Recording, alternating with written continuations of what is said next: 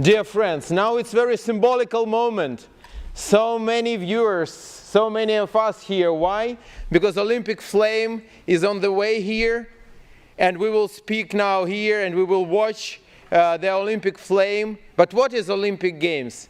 It's the symbol of peace.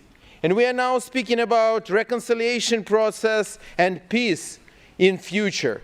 That is very important. But I want to remind all of you that when we will watch with you Olympic flame, the war continues in Europe.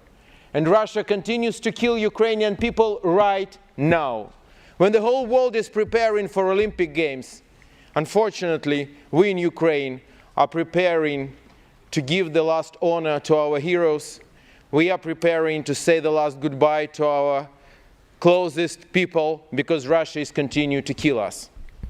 And we're speaking about reconciliation. And you know, today is very symbolical. It was in last debates, there was a brilliant speech of Mr. Axel Schäfer from Germany, who stand up and said, Hitler is our shame.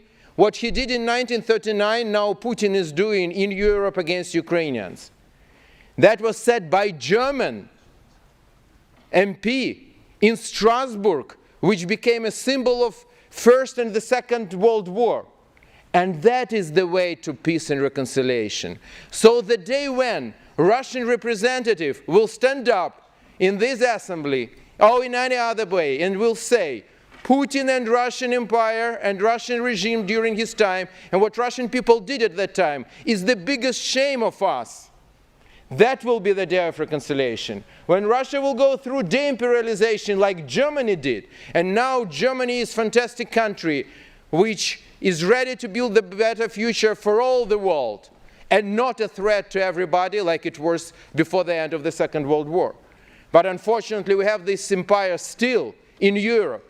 And this is the last colonial empire in Europe, which is called Russian Empire, and it's still active and it still attacks and is killing.